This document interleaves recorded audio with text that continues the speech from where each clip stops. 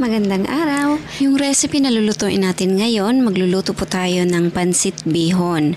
So para po sa mga ingredients na gagamitin natin dito, unang step po, yung pag-isa po muna ng ating mga veggies. So separate po yung ingredients doon sa pagluto na talaga kasama ng ating pansit na bihon. So pakita po natin sa inyo kung ano po yung mga sangkap na ginagamit ko po dito. Meron po tayong whole black pepper, pero ground po yan mamaya. Meron tayong red and green bell pepper. Meron tayong minced garlic, sliced onion. Gagamit rin tayo ng cooking oil, suka para i-marinate po yung chicken liver. Ayan, kailangan po natin ito para maalis yung lansa. At ito na po yung ating chicken liver. Gagamit tayo ng tubig, konti lang po. Carrots, soy sauce, oyster sauce, cabbage, Baguio beans or green beans, at saka yung chicken breast po itong gamit ko. So ito po yung mga sangkap lahat na gagamitin natin para sa ating first step. Kasi hiwalay po yung pag-isa mamaya. Ito po kasi muna yung lutuin natin. Unahin ko po yung pag-marinate ng ating chicken liver. So yun po yung suka at saka yung soy sauce. Tapos patakan natin ng ground black pepper. Minamarinate ko po muna talaga yung chicken liver pag nagpansit ako. Yung list po natin ng ating mga ingredients na ginamit dito, ilalagay ko po sa description box. Sa baba po ng video, click nyo lang po yung more para mas makita nyo po yung lahat ng lista ng mga sangkap na gagamitin natin dito. Kasi masyadong marami kaya hindi ko po ilagay sa screen.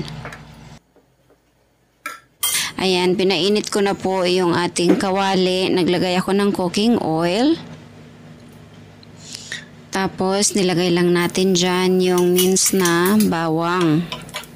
Sunod po yung slice na onions. Saute lang po at nilagay ko na rin yung chicken breast. Malinis na po yan. Hinugasan ko na kanina yan. Ayan, halo-halo lang po natin.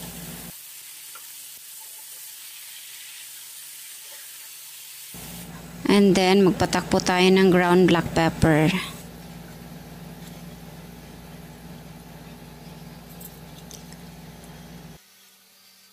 Nilagay ko na rin po yung soy sauce para malasa yung laman ng ating sahog. Tsaka po yung oyster sauce.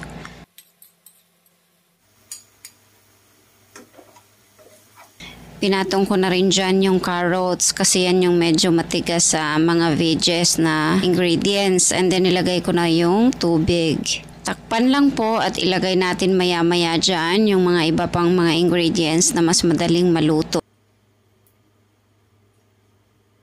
Nilagay ko na rin dyan yung marinated na liver. Tapos yung red and green bell pepper, yung green beans. Halo lang po ng konti.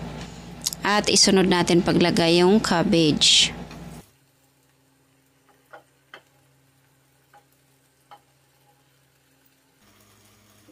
Yung bihon na gagamitin ko, binabad ko na rin po siya sa tubig para hindi masyadong sumipsip ng tubig doon paglagay natin mamaya sa kawali. Yan po yung secrets. So ito na po yung mga sangkap natin sa second step. Nandyan na yung ating nilutong gulay at yung binabad na bihon. Para po sa pag-isa, gagamit tayo ng cooking oil, minced garlic, sliced onion, magic sarap, oyster sauce, yung binabad kong bihon, gagamit ako ng tubig at yung ground black pepper. So, nandiyan na rin yung veggies na ginisa natin. So, mag-umpisa na po tayo sa pag-preheat ng ating kawali. Nilagay ko na dyan yung cooking oil, minced garlic. Pag nag-light brown na, ilagay na rin yung sliced onions.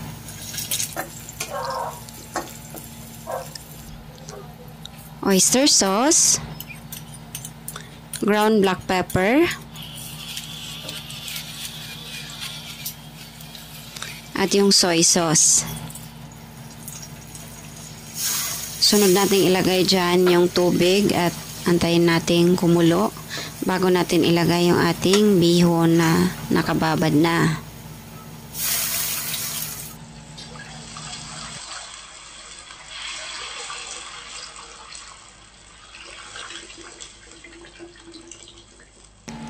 bago ko ito takpan at pakuluin, nilagay ko na rin dyan yung magic sarap. Cover na po natin ito at hayaan natin siyang kumulo bago natin ilagay yung bihon. Perfect na po ito para ilagay yung bihon dahil kumulo na yung tubig. Ininaan ko na rin po yung apoy para hindi mabilis ma-absorb ng bihon yung tubig. So, hindi siya magkulang dahil pag malakas po yung apoy, posible po na medyo hilaw pa yung bihon tapos tuyo na yung kawali. So, didikit po yung bihon dyan.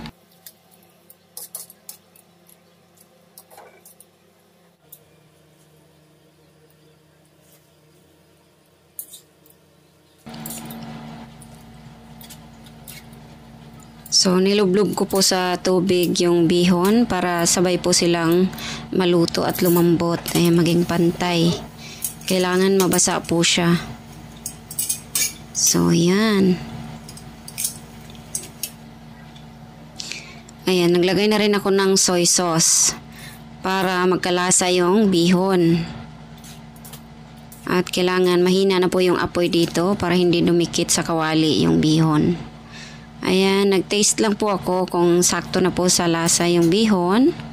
Tapos nilagay ko na po yung ginisang gulay at yung sabaw niya. Nagtira ako ng konti para pang toppings para sa thumbnails ko.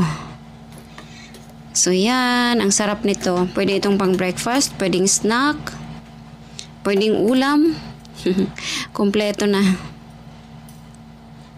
Favorite ko po itong pansit bihon. Yung kanton hindi masyado kasi nauumay ako doon. Ito kasing bihon, gustong gusto ko siyang papakin kahit no rice, okay na ako dyan. So ayan, nilagay ko na rin po sa taas yung tinira ko.